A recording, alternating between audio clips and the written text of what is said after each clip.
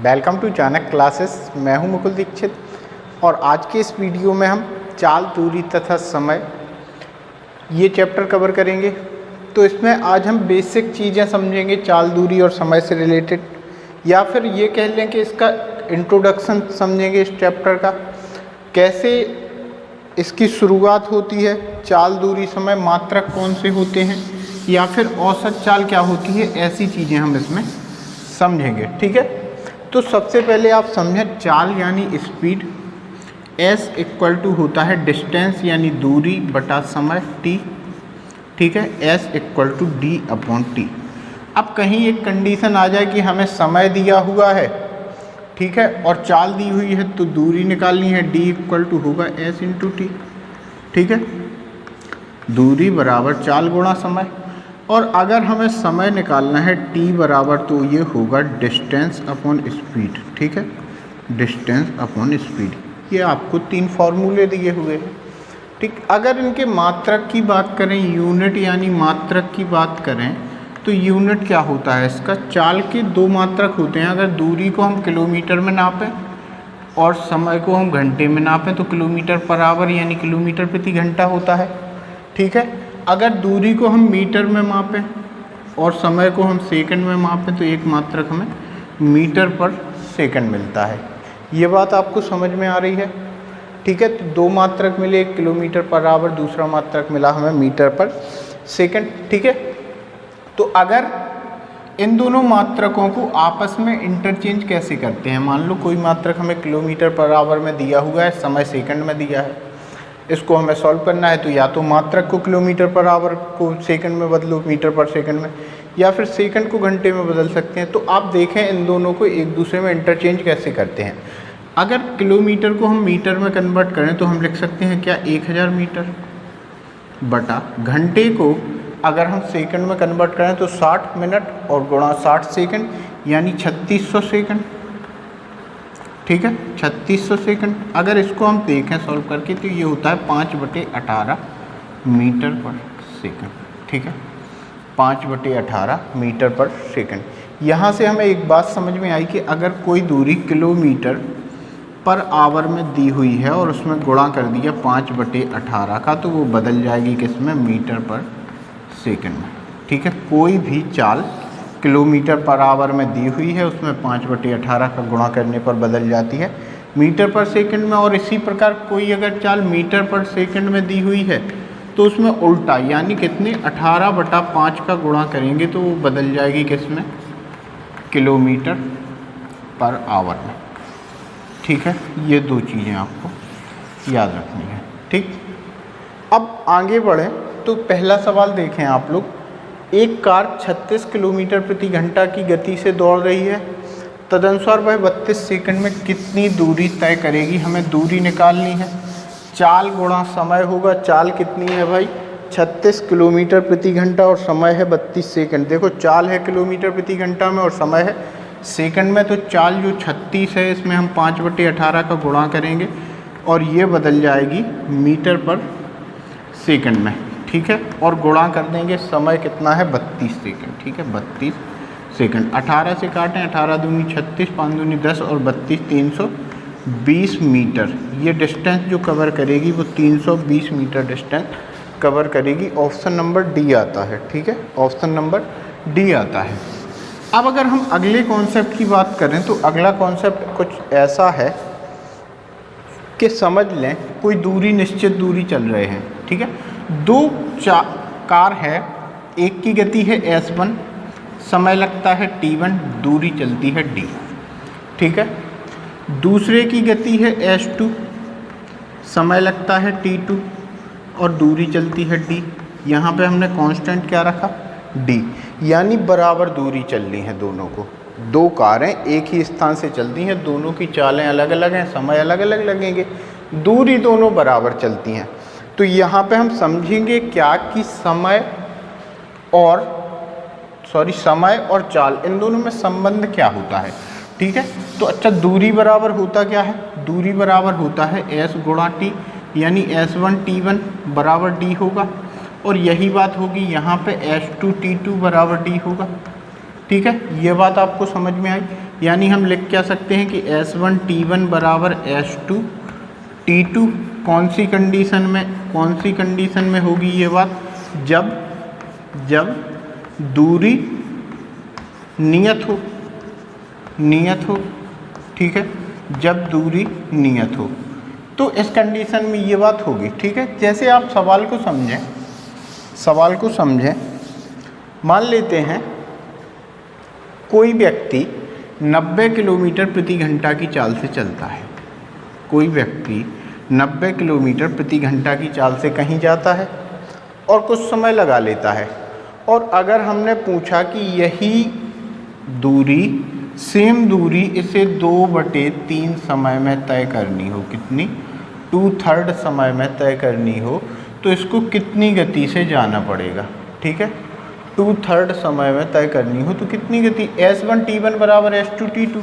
मान लेते हैं T टाइम लगता है तो यहाँ पर 2/3T टाइम लगेगा, ठीक है, 2/3T टाइम लगेगा, यानी 90 गुणा T बराबर इसकी दूरी, चाल S मान लेते हैं, S गुणा 2T/3।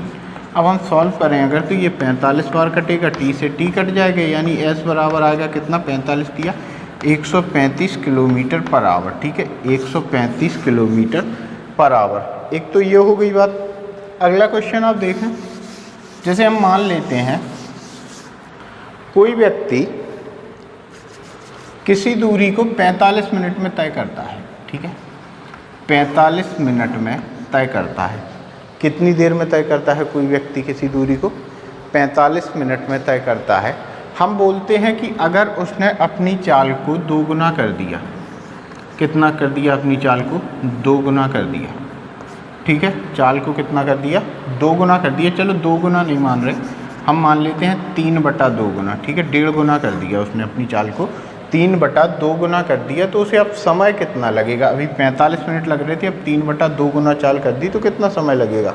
S1 T1 बराबर S2 T2, ठीक है, S1 कितना है पता नहीं, S है, इनटू T1 कितना है? 45 मिनट है, ठीक है, याद रखेंगे क्या है ये? 45 मिनट बराबर S2 कितनी चाल कर दी उसने अपनी?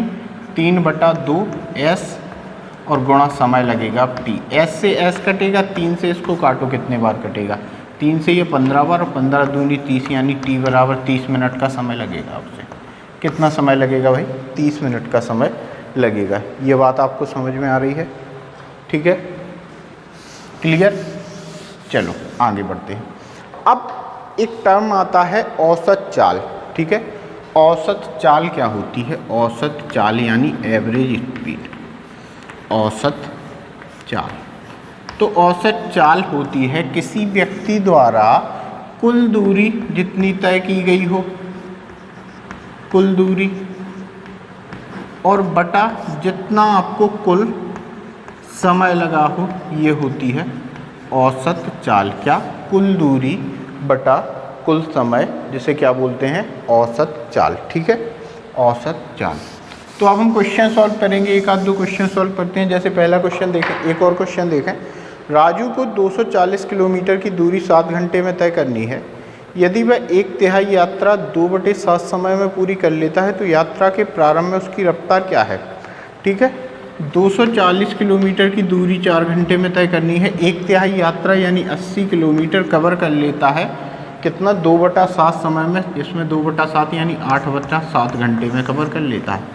हमें क्या चाहिए? चाल, यानी दूरी बटा समय, दूरी बटा समय, 8 से 8 काटेंगे 10 बार, ये आएगा, यानी 70 किलोमीटर पर आवर की चाल से वो शुरुआत में चला है। कितनी चाल से चला? 70 किलोमीटर प्रति घंटे की चाल से वह शुरुआत में चला है, ठीक है। कितनी चाल से चला होगा? 70 किलोमीटर प्रति घंटे की चाल से चला होगा। अगला क्वेश्चन है, एक विमान 2500 किलोमीटर, 1200 किलोमीटर तथा 500 किलोमीटर की यात्रा क्रमशः 500 किलोमीटर प्रति घंटा, 400 किलोमीटर प्रति घंटा तथा 250 किलोमीटर प्रति घंटा की गति से तय करता है। तो दूरियां क्या हैं? 2500, 1200 और 500, और चाल क्या है? 500 किलोमीटर प्रति घंटा, ठीक है। और यहाँ पे चाल कितनी है? 400 किलोमीटर प्रति घंटा, और यहाँ पे 250 किलोमीटर प्रति घंटा। ये तीन दूरियाँ, ये 3 दूरियां, ये 3 चालें एस, ठीक है, ये डी है। अगर टोटल डिस्टेंस देखी जाए तो कितनी कवर करता है, 2500, 3000 और 1200, यानी टोटल डिस्टेंस कितनी कवर करता है, 4200 किलोमीटर। ठीक है, टोटल डिस्टेंस कितनी कवर करता है, 4200 किलोमीटर। टोटल समय कितना लगेगा, तो 2500 चलना है 500 किलोमीटर प्रति घंटे की चाल से, यानी 5 घंटा समय लगेगा। 400 किलोमीटर प्रति घंटे की चाल से 1200 किलोमीटर के लिए 3 घंटा, और यहाँ पे लगेगा 2 घंटा समय। टोटल समय 5 3 8 2 10, यानी 10 घंटे टोटल समय लगता है। चाल चाहिए एवरेज चाल, कुल दूरी बटा कुल समय, यानी 420 किलोमीटर प्रति घंटा, ये उसकी एवरेज स्पीड होगी कितनी, 420 किलोमीटर प्रति घंटा। ऑप्शन नंबर ए आएगा आपका। ठीक है, ऑप्शन नंबर ए आएगा। नेक्स्ट क्वेश्चन देखें। एक कार किसी यात्रा को 11 घंटे में पूरा करती है। पहली आधी 30 किलोमीटर प्रति घंटा और दूसरी आधी जो है 25 किलोमीटर प्रति घंटा। कार कुल कितनी दूरी चली, तो देखो टोटल टाइम लगा है 11 घंटा। पहली जो आधी दूरी चली उसने, वो चली 30 किलोमीटर प्रति घंटा और दूसरी आधी चली 25 किलोमीटर प्रति घंटा। ठीक है, यहाँ पे आप बात को समझें। हमने लिखा 30 किलोमीटर प्रति घंटे की चाल से गई है कुछ दूरी, ठीक है, दूसरी दूरी 25 किलोमीटर प्रति घंटे की चाल से गई है, लेकिन दोनों दूरी कितनी है, बराबर। अगर हम इसको x मान लें तो क्या होगा, x बटा 30 और x बटा 25, ये टोटल टाइम आ जाएगा, दोनों का टाइम आ जाएगा। अगर इनको हम ऐड कर दें तो बराबर 11 लिख सकते हैं। ठीक है, अब 30 और 25 का लासा लें तो 150 आएगा, यहाँ पे 5x होगा प्लस यहाँ पे 6x होगा, बराबर 11 होगा। ठीक है, 6 5 11, इसको काट दें, x बराबर कितना आएगा, 150, यानी टोटल दूरी कितनी, 150 150 300 किलोमीटर की दूरी उसने कवर की होगी। टोटल दूरी कितनी कवर की होगी, 300 किलोमीटर की दूरी कवर की होगी। ऑप्शन नंबर सी आता है आपका।